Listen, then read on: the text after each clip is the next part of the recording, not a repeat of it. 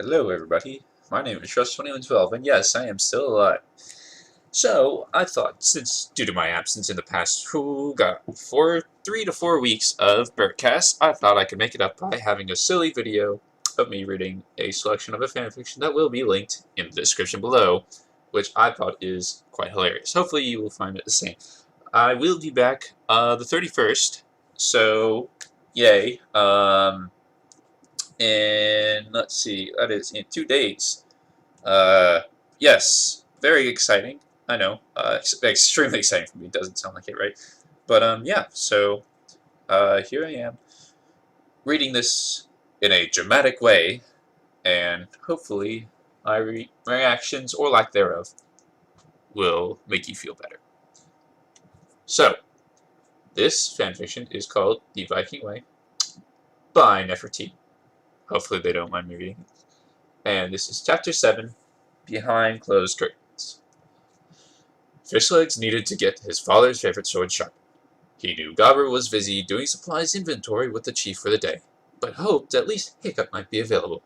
Today was a no-fly day, what with the horrid chilly gales blowing mightily around Berg. Even the dragons wanted to leave their master's households. Sorry for that. Very unprofessional, I know, right? But if you want to follow along, like I said, this will be in the description, or you can just watch as I scroll and read here. So, where was it? So Fishlegs wrapped a warm, thick scarf around his neck, trotted up the hill to the chief's residence, and knocked. Nobody replied, of course. Neither of the haddocks had a habit of being indoors if they could help it, which was absolutely mind-boggling as far as Fishlegs was concerned. In days like these, he just loved to snuggle with Meatlug under a nice warm blanket and read a book or two, or three. Now to check the forest for any sign of the chief's son. As he approached the building, he could hear voices coming from the back. One of them was definitely Hiccup's. Good. Fishlegs made his way to the smithy, and was just about to pull Hiccup's workshop curtains back when he heard it. Something, or rather someone, thudded against the wall. Fishlegs' hand suspended in midair, awaiting its brain's command. Maybe that sound had just been outside. Another thud. A groan. Nope. That was inside, behind the curtain. The voice floated from the unseen space, and Fishlegs dropped his hand, leaning in a little closer. He wasn't eavesdropping, just trying to make sure he wouldn't be interrupting something. Fishlegs didn't want to be rude after all. "Ow, Hiccup, be careful," someone hissed. Not just someone, that was Astrid's voice, no doubt there. There was some rustling of fabric on a hard surface, wood or metal. What were they doing? I'm trying, Hiccup said, his voice strained, but we're not angled right. Maybe I should just climb off for now, Astrid suggested. Give you a better view. Now Fishlegs was confused. A better view of what? No, don't climb off, Hiccup pleaded. At least not yet. Just give me a little longer, will you? Okay, but I'm not very comfortable like this, you know, Astrid said. Hiccup apologized. More rustling followed. A few more groans. Give a couple of gasps. Fishlegs went even closer to the drapes, trying to comprehend what could possibly be making all those different sounds. Fabric? Clothes? The clattering and the tinkering? Maybe. Was Astrid wearing her studded skirt today? Or maybe she wasn't wearing it anymore. Oh my. Ah, Astrid hums. That's a nice touch. Try it again. Okay, Hiccup said tentatively. There's an inaudible whisper, followed by a small twang.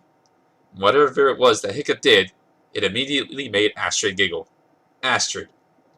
Giggling. By this point, Fishlegs was completely red all over the face. But he was in a sort of a trance. He tried to tell his legs to move out of the way, but they didn't budge. And they're on his name. The nerve of them! Okay, now I'll try, Astrid's voice rattled with curiosity and amusement, while Fishlegs' brain rattled with some very, very indiscreet thoughts. Okay, you press it like this, Hiccup said, and there was some more rustling and shifting about behind the curtain again. Astrid giggled. Again. Fishlegs made a mental note to ask Hiccup exactly what the heck he was doing to the girl. Not that Fishlegs was planning on putting that knowledge to the test anytime soon, it was just for academic purposes. Yes, merely had a he merely had a theoretical interest in it. Plain bookish inquisitiveness. Of course. Hiccup. Ashford started again after a little while. I really want to stretch my legs. Okay, just hold on a little longer. Easy for you to say. I'm not in the most comfortable positions, you know. This place is so cramped. Sweet frig on a pedestal positions. Poor Fishleg's mind had gone rampant now, and the images he conjured up were those of a very acrobatic nature. Limited, of course, as was his knowledge of whatever it was that Ashford and Hiccup were doing back there. There was some more shuffling and ruffling, then some tinkering and gasping. What the hell? Sorry, but this is what works better for me.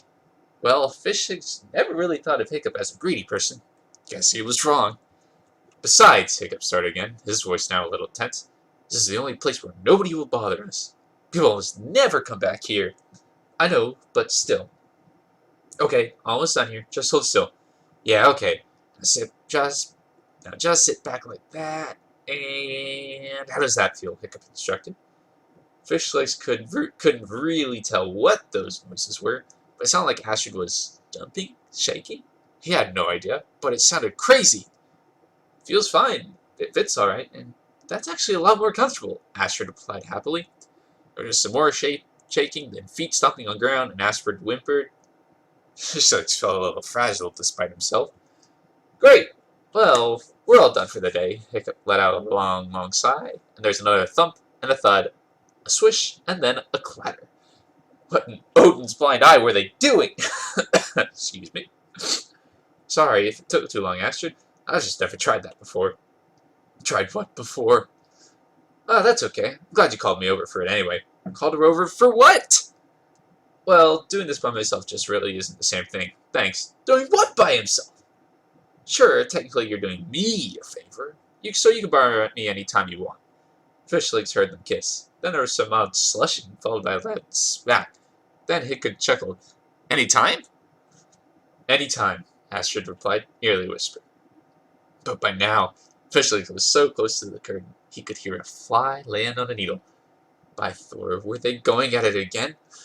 Maybe if Fishlegs just pulled the drapes just a little bit to the side, he'd be able to. Then the curtain swung open suddenly, and Astrid nearly collided into the statuesque Fishlegs, who went from bright pink to pale white, and then back to pink again, like a flashing Snuggle-Tog light, stumbling backwards like he'd been poked by a hot metal rod.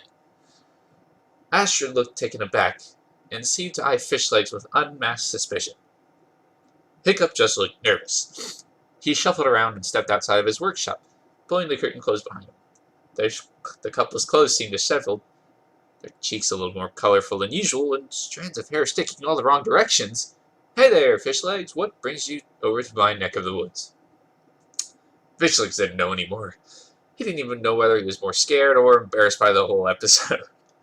He stammered and stuttered and tripped on his own tongue and made a perfectly nonsensical excuse for himself, then rotated on the spot and scampered off in the opposite direction.